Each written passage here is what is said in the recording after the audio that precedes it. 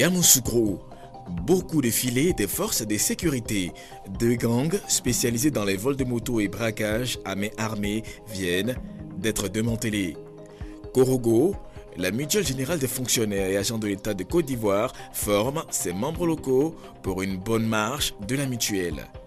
Bouaké, bilan de la campagne 2013-2014 de la filière coton, l'outil Citracote se montre efficace dans la gestion de la filière. Bonsoir à toutes, bonsoir à tous, bienvenue dans cette édition. La police de Yamoussoukro vient de mettre hors d'état de nuire de redoutables gangsters. Ces voleurs sont spécialisés dans les vols à main armée et vols de motos. Les éléments de la police de Yamoussoukro sont donc déterminés à mettre hors d'état de nuire ou à réduire à néant ces malfrats qui troublent la quiétude d'honnêtes citoyens dans la capitale politique de la Côte d'Ivoire. Le reportage de Kader Sogodogo.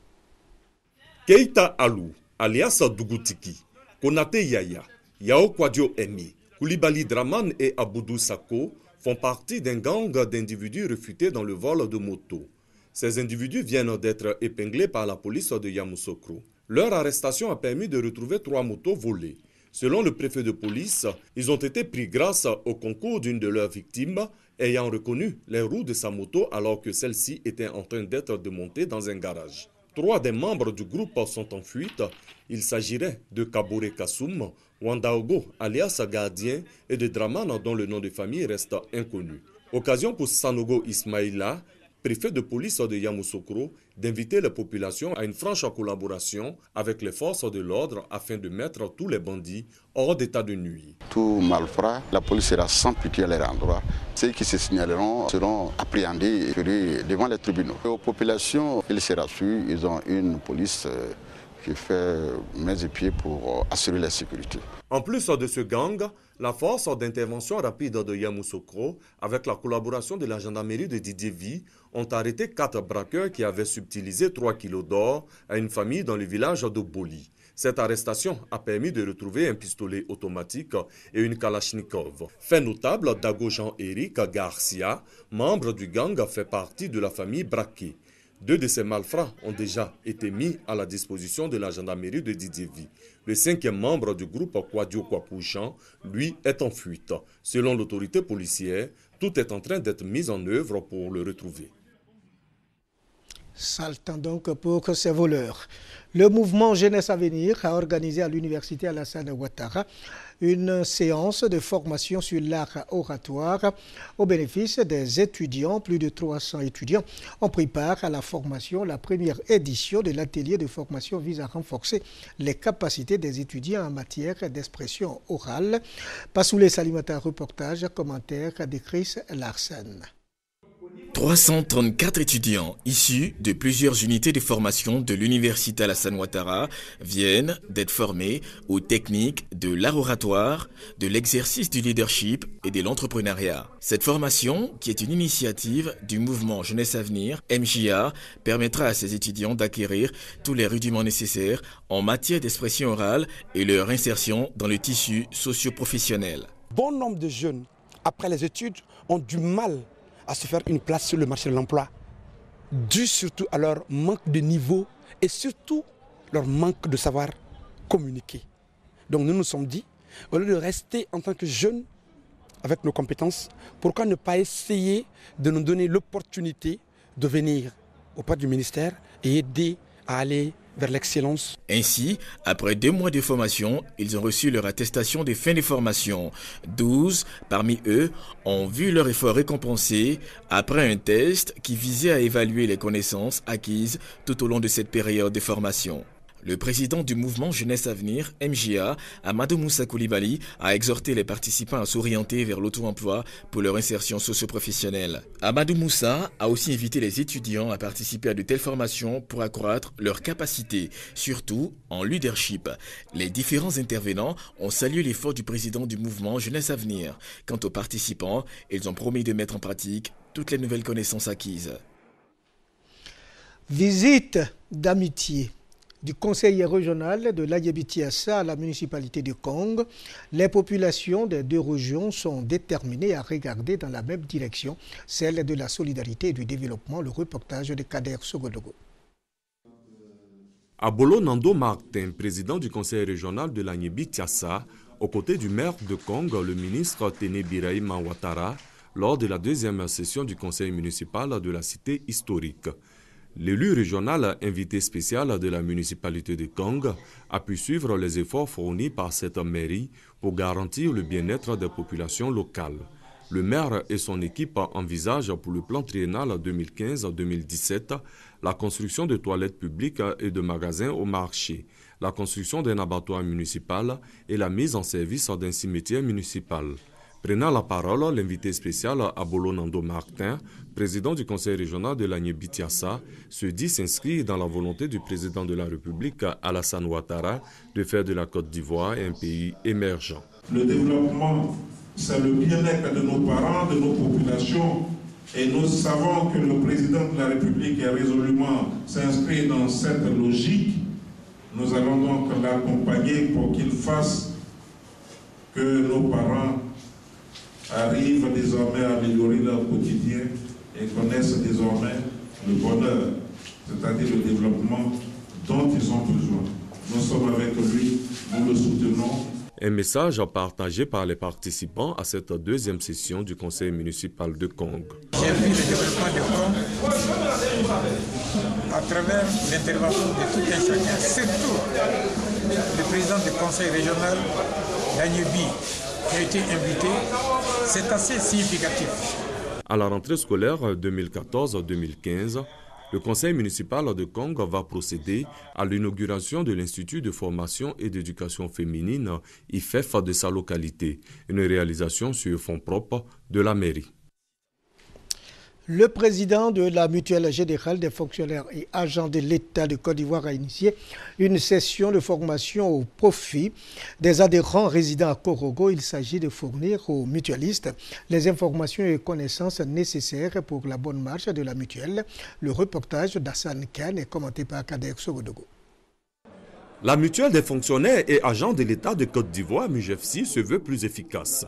Elle a initié une formation au profit des conseils consultatifs régionaux, départementaux et communaux de la Côte d'Ivoire.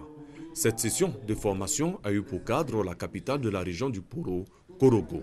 Objectif: fournir aux membres des bureaux locaux des informations, des connaissances de base et mettre à leur disposition les outils nécessaires au bon fonctionnement de la MUJEFSI.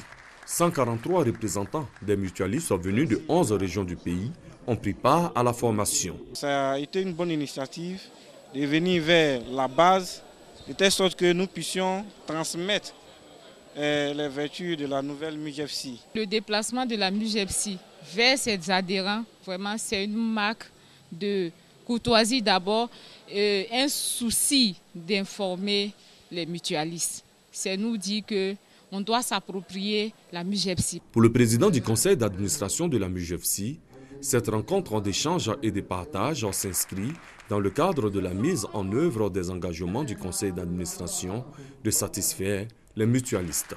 Ce sont environ 185 bureaux de CCL qui ont été installés sur l'ensemble du territoire de Côte d'Ivoire. Ce sont 850 mutualistes qui ont été formés et qui sont donc des relais du conseil d'administration. Que les mutualistes, sur l'ensemble du territoire de Côte d'Ivoire, ont des relais pour pouvoir poser leurs préoccupations et apporter les réponses à leurs préoccupations. Un dépistage des agents sur le diabète et l'hypertension a mis fin à la session de formation des conseils consultatifs des agents de la MUJEFSI à Korogo. Autre préoccupation, la direction des ressources humaines du ministère de l'Éducation nationale et de l'enseignement technique veut se doter de moyens de gestion modernes de son personnel. Cette direction a donc décidé de numériser son système de gestion à travers la codification des postes de travail. À cet effet, un séminaire de formation a été organisé à Bouaké à l'endroit des administrateurs du projet. On retrouve Kader Sogodogo. Le ministère de l'Éducation nationale et de l'enseignement technique entend résoudre l'épineux problème de la disparité entre les régions dans la répartition du personnel. Aussi, Une maîtrise réelle des effectifs estimés à plus de 100 000 agents est-elle souhaitée? À cela s'ajoutent les insuffisances de moyens pour la direction des ressources humaines d'effectuer des contrôles et des suivis, évaluations sur le terrain, au fin de rendre les agents plus efficaces. La réponse à toutes ces difficultés demeure l'éthique à travers la codification des postes de travail, Codipost. Un séminaire de formation sur cet outil a réuni les directeurs régionaux, départementaux, les inspecteurs de l'enseignement primaire, les chefs d'établissements secondaires, les gestionnaires des ressources humaines des DRENET, futurs administrateurs de la Codipost. Avec Codipost, nous avons une réelle ambition pour la nouvelle école ivoirienne. Nous voulons maîtriser tous nos effectifs. Vous conviendrez avec moi que gérer une telle masse humaine nécessite d'autres moyens. Et c'est pour cette raison que nous sommes allés de façon résolue à la numérisation de la gestion de notre administration. Et le Codipost est le logiciel dernière génération de ces nouveaux outils de gestion que la direction des ressources humaines du ministère de l'Éducation nationale veut déployer. Après la série de formations, le ministère de l'Éducation nationale et de l'enseignement technique va exécuter la Codipost dès la rentrée prochaine. 70 écoles seront construites cette année dans la région centre et dans la région nord du pays grâce à l'ONG internationale Save Children. Afin de réduire l'insuffisance d'établissements scolaires, le projet EAC Educate a Child a été présenté aux autorités administratives et politiques et aux acteurs du système éducatif à Katiola. Le reportage de Ouattara Amadou est commenté par Kader Sogodogo. En 2013, environ 6 000 élèves issus de 40 villages ont pu aller à l'école en Côte d'Ivoire grâce à l'appui technique de l'organisation non gouvernementale Save Children.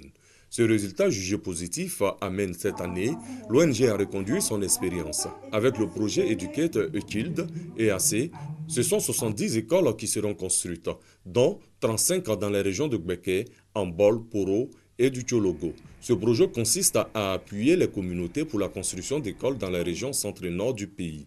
La présentation du projet EAC a regroupé à Katiola 20 sous-préfets, 5 directeurs régionaux de l'éducation nationale et de l'enseignement technique, 12 inspecteurs de l'enseignement primaire des régions concernées et 3 ONG locales partenaires.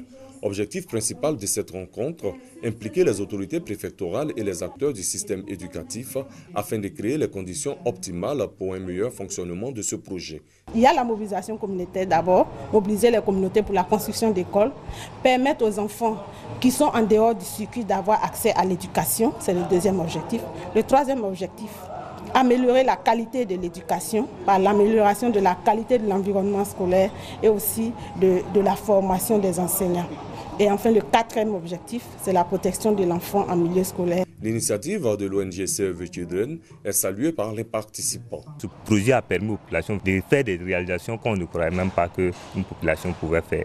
Par exemple, avec un appui de 2 millions, une population construit 3 salles de classe. Il est important que nous soyons imprégnés du projet avant de pouvoir le suivre sur le terrain. Parce que si nous ne sommes pas imprégnés, il est difficile pour nous de savoir ce qui s'est fait. Educate a Child s'inscrit dans le cadre du projet éducation de l'organisation internationale Save Children. Ce projet est à sa 2e année de mise en œuvre. Un mot d'agriculture, le Conseil du coton et de l'anarcade compte pérenniser la culture de l'anarcade et améliorer la productivité et les revenus des producteurs de la noix de cajou en Côte d'Ivoire. Cette structure du milieu agricole a donc formé les producteurs ici même à Boaké. La production de l'anarcade a augmenté ces dernières années. Elle est passée de 340 000 tonnes en 2009 à plus de 500 000 tonnes en 2013. Ce succès fait de la Côte d'Ivoire le 2e producteur mondial de la noix de cajou après l'Inde. Pour rendre la filière anarcade compétitive et plus attractive, le gouvernement a adopté une réforme en 2013. Cette réforme vise à donner un encadrement de proximité à l'ensemble des producteurs. Objectif, garantir la durabilité de la culture, l'amélioration de la productivité et les revenus meilleurs aux producteurs. Avant la situation, on avait planté comme des pieds de maïs. Aujourd'hui, on nous dit d'éclairer. À la suite des formations aussi, j'ai commencé à dire ça à nos parents et ils ont commencé à faire ce travail. Le Conseil Coton Anacad, en collaboration avec le FIRCA, vient de lancer officiellement le conseil agricole dédié aux producteurs d'Anacad dans les zones de production. Le conseil agricole a pour mission d'assurer l'information, la sensibilisation et la formation des producteurs aux bonnes pratiques agricoles, au respect de l'itinéraire technique et à la réalisation des opérations post-récolte. Anader met à la disposition de cette filière des agents dédiés qui ne feront que la cajuculture, qui n'apporteront que leur expertise pour que nos parents producteurs de l'Anacad deviennent des professionnels. L'Agence nationale de développement rural, ANADER, va se charger de l'exécution du projet qui va durer 4 ans. Au cours de cette cérémonie, les producteurs ont posé plusieurs préoccupations. Le prolongement de la campagne, la transformation sur place de la noix de cajou et l'introduction de nouvelles variétés plus productives. L'association interprofessionnelle de la filière coton a fait le bilan de ses activités au titre de la campagne 2013-2014. On retient que le Citracote, outil de gestion de la filière, est d'une importance capitale dans la gouvernance de la filière coton. Le reportage d'Hassan Khan est commenté par Kader Sogodogo. Au terme de la campagne 2013-2014, Intercoton, l'association interprofessionnelle de la filière coton, a fait le bilan de ses activités. Le système d'identification des producteurs et de la traçabilité du coton, Citraco, a constitué l'essentiel de cette rencontre de Bouaké. Plus de 400 000 tonnes de coton ont été produites. Ce résultat relativement satisfaisant est à l'actif du Citraco. Cet outil de gestion a été mis en place depuis la campagne 2011-2012 par l'Intercoton afin d'assainir la filière cotonnière. Et le ressort de cet atelier bilan que le Citraco est un outil primordial de gouvernance dans la filière. Nous avons plus de 150 000 producteurs de coton pour cette campagne.